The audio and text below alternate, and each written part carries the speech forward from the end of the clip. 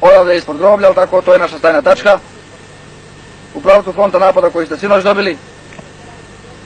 Nastavljate, idete, lijevi zaokret pravite, ulazite jednim dijelom jedinica u selo Jezera.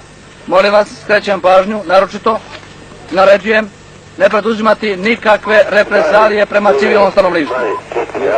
Ponašati se u duhu pripadnika oružanih snaga Republike Bosne i Hercegovine, ne maltretirati, ne vrijeđati, ne ubijati, ne tući, samo se suprotstavljati i oružanu borbu voditi protiv četnika.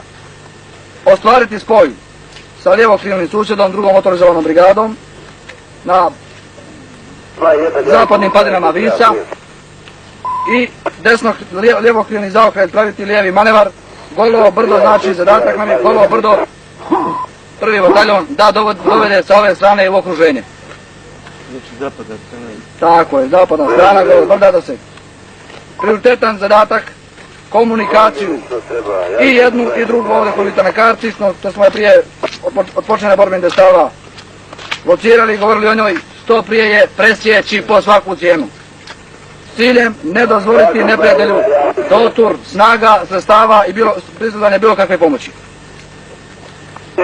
Na desnom krilu bataljona obezbijediti spoj sa drugim mehanizovanim bataljonom koji će vam sadejstvovati u izvršenju ovog zadatka, ostvarivanjem frontalne vatre, a po sazrijevanju uslova krenut će u frontalni napad, s obzirom da je ovdje čistina i jedinice drugog mehanizovanog bataljona ne mogu krenuti u razvijanje prihvatanje borbe, nego mogu ostvarivati jaku frontalnu vatru, štititi vas, pokrivati neprijatelja dok vi budete pravili lijevi zaokret, pravili manevar za okruženje Golog brda.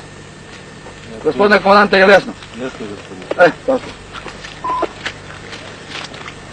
Drugi i treći mehanizovani bataljon. Da očisti kosu dole ovu do Umorskog, do Kote 727, već je dosta toga i urađeno, da ne kažem, ovo je već borba po dubini, čišćenje, i kasnije pravi desnokrilni zaokret ispod Krčevina, Golovo brdo sa desne strane dovodi u okruženje.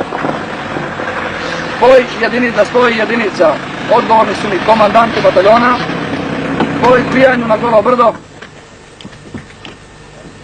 izvršiti konsolidaciju snaga i sredstava, pregrupisati se i vršiti utvrđivanje na dostignutim linijama.